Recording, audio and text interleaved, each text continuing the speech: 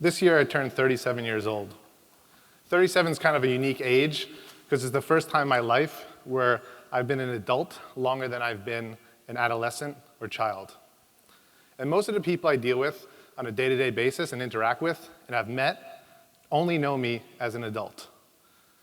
And when one adult meets another, they almost always ask the same question. That is, what do you do?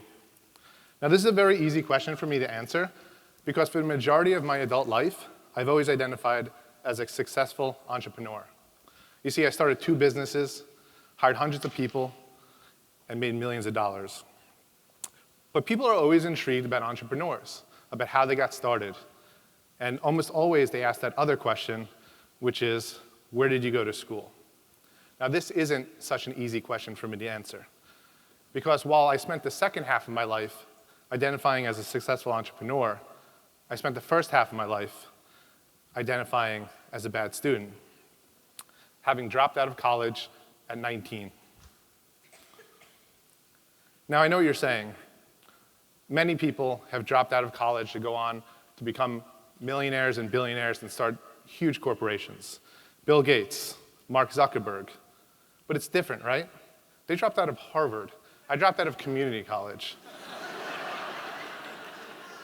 It's not the same.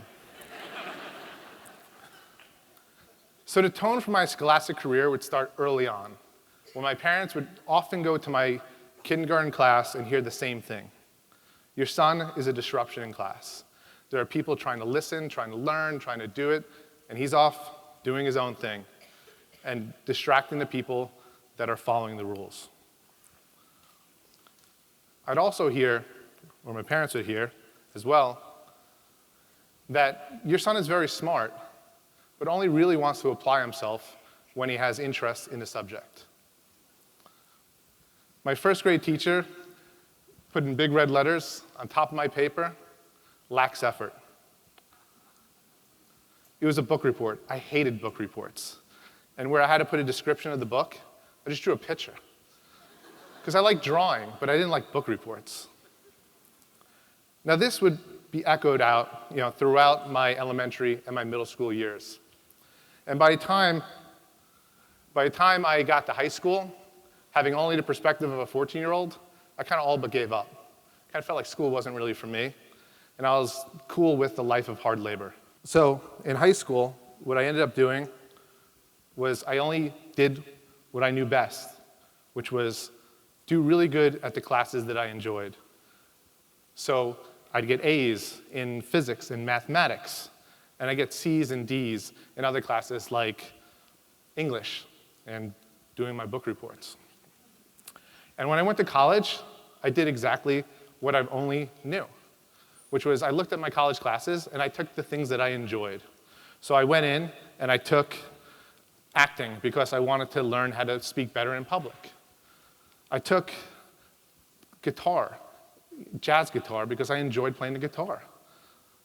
And I also took marketing because my girlfriend at the time said, Howard Siegelman was a great teacher. That sounded like a good idea. So I went ahead and I took class and I found a passion for marketing. However, a year and a half later, when I sat down with my guidance counselor and she told me that nothing I was doing was moving in a direction of getting that piece of paper and that I'd have to take the classes that I didn't enjoy to finally get my degree, I just said, no thanks, and I gave up. But I did find 2 passions during that process, that passion for marketing and music, which will ultimately become my career. However, this didn't seem like a good option when a couple years later, my peers ended up graduating from college and getting degrees and moving on to very good jobs. And I always thought that if I did really good later on in life, I could go back and correct the mistakes that I made earlier on. Because it really didn't feel like that was me. So now recently, I was approached by Forbes magazine to do a piece on me, and it was based on entrepreneurship. And once again, they were interested in what makes entrepreneurs tick. And they asked me that question again.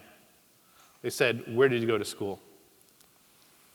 Now this is different, right? This is different than when we actually see someone at a party. This is going in print. It was going in Forbes magazine. So I had to think about it a little bit more.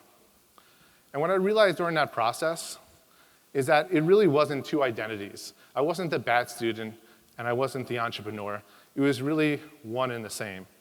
You see, when you're an entrepreneur, being a disruptor is actually a really good thing. As a matter of fact, when I pitched my company, they said I wasn't disruptive enough. And that was like crazy to me. Listening to people, you'll get more bad advice than good advice. By the time people tell you what you're doing is correct, it's already too late for it to be a really big idea. You have to ignore those people and really do what you want to do. And you also have to follow your passions. That's something, again, that in school was not the ideal scenario, but later in life, they always tell you, follow your passion. As a matter of fact, it was Steve Jobs in 2005 Stanford commencement speech that said, every day he wakes up, looks in the mirror, and asks himself, if today was the last day on earth, would I want to be doing what I'm doing today? And when the answer is no for too many days in a row, he knew he had to make a change. And that's how I live my life. I still do what I want to do, and that is the great part of being an entrepreneur. So there's probably a lot of parents in the audience who have the kid that is a disruptor, that doesn't sit down, who does whatever he wants.